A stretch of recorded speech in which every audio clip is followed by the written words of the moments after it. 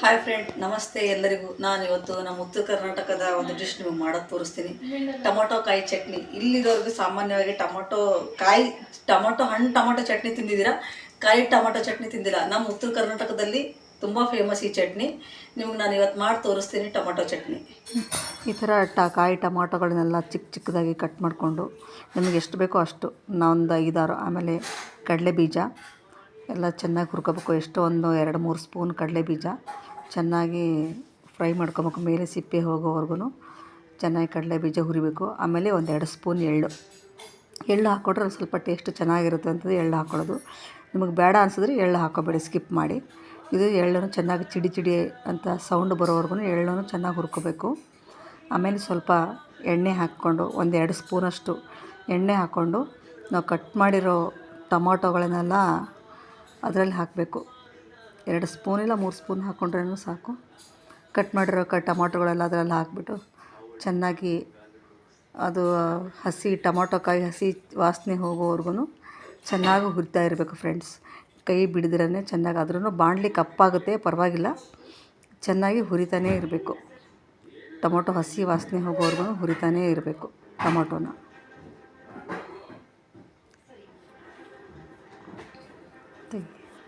ನೋಡಿ, ಇವಾಗ ಟೊಮೊಟೊ ಬಾಡೋಗಿರೋದು ಒಂಥರ ನಿಮಗೆ ಗೊತ್ತಾಗ್ತಾ ಇದೆಯಲ್ಲ. ಟೊಮೊಟೊ ಚೆನ್ನಾಗಿ ಹುರ್ಕೊಳ್ತಾ ಹೋಗಬೇಕು. ಹಾಗೆ ಅದಾದಮೇಲೆ ತಿರ್ಗಾ 2 ಸ್ಪೂನ್ ಇಲ್ಲ 1 ಸ್ಪೂನ್ ಎಣ್ಣೆ ಹಾಕಿಬಿಟ್ಟು ಮೆಣಸಿನ್ಕಾಯಿ ನಿಮ್ಗೆ ಎಷ್ಟು ಬೇಕೋ ಖಾರ, ನಾವು ಖಾರ ಕಮ್ಮಿ ತಿಂತೀವಿ, ಹಾಗಾಗಿ ನಾನು ಸ್ವಲ್ಪನೇ ಮೆಣಸಿನ್ಕಾಯಿ ಹಾಕ್ಕೊಂಡಿದ್ದೀನಿ. ನಿಮಗೆ ಎಷ್ಟು ಬೇಕೋ ಅಷ್ಟು ಮೆಣಸಿನ್ಕಾಯಿನ ಹಾಕ್ಕೊಳ್ಳಿ ಫ್ರೆಂಡ್ಸ್. ಹಸಿ ಮೆಣಸಿನ್ಕಾಯಿ ಅದನ್ನು ಚೆನ್ನಾಗಿ ಹುರಿತಾ ಇರಬೇಕು ಮೆಣಸಿನ್ಕಾಯಿ.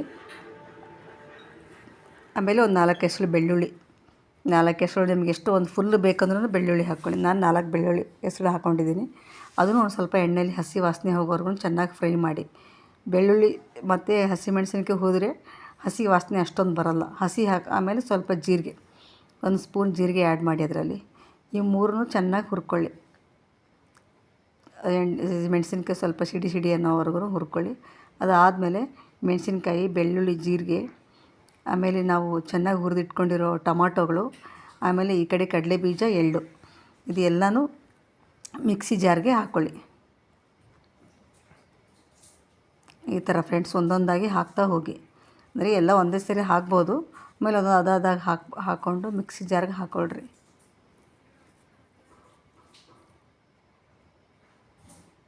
ಎಲ್ಲ ಹಾಕ್ಕೊಂಡಾದ್ಮೇಲೆ ಒಂದು ರೌಂಡು ನೀರು ಬೇಡ, ನೀರು ಹಾಕ್ಕೊಳ್ಳೋಷ್ಟೇನಿಲ್ಲ. ನಿಮಗೆ ಬೇಕು ತುಂಬ ತೀರಾ ಗಟ್ಟಿ ಆದರೆ ನೀರು ಹಾಕ್ಕೊಳ್ಳಿಲ್ಲ ಅಂದರೆ ಬೇಡ. ಈ ಥರ ಒಂದು ಹದಕ್ಕೆ ನೀವು ಮಿಕ್ಸ್ ಮಾಡ್ಕೊಳ್ಳಿ. ಆಮೇಲೆ ತಿರ್ಗಾ ಇನ್ನೊಂದು 2 ಸ್ಪೂನು ಎಣ್ಣೆ ಹಾಕಿ, ಸಾಸಿವೆ ಜೀರಿಗೆ ಬೇಡ ಅನ್ನೋರು ನೀವು ಒಗ್ಗರಣೆ ಹಾಕೋಬಾರ್ದು. ಇಲ್ಲ ಒಂದು ಸ್ವಲ್ಪ ಒಗ್ಗರಣೆ ಹಾಕ್ಕೊಂಡ್ರೆ ಚೆನ್ನಾಗಿ ಅದೊಂಥರ ಪರಿಮಳ ಚೆನ್ನಾಗಿರುತ್ತೆ, ಆಮೇಲೆ ಟೇಸ್ಟು ಚೆನ್ನಾಗಿರುತ್ತೆ ಅಂತ ನಾನು ಒಗ್ಗರಣೆ ಹಾಕ್ಕೊತಾ ಇದ್ದೀನಿ.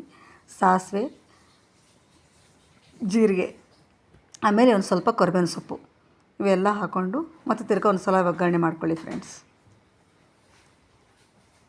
ನೋಡಿ, ಎಲ್ಲ ಮಿಕ್ಸಿಗೆ ಹಾಕ್ಕೊಂಡಿರೋದನ್ನ ಅದರೊಳಗಡೆ ಹಾಕಿ ಈ ಥರ ಎಲ್ಲ ಅದರಲ್ಲಿ ಹಾಕ್ಕೊಂಡು ಚೆನ್ನಾಗಿ ಕಲಿಸ್ಬಿಡಿ. ನೀರು ಬೇಡ. ನೀರು ಹಾಕ್ಕೊಂಡಿಲ್ಲ ಅಂದರೆ ನೀವು 2-3 ದಿನ ಬೇಕಾದರೂ, ಇಲ್ಲ 1 ವಾರ ಬೇಕಾದರೂ ಫ್ರಿಜ್ಜಲ್ಲಿ ಇಟ್ಕೊಂಡ್ರೆ ನೀವು ಆರಾಮಾಗಿ ತಿನ್ಬೋದು.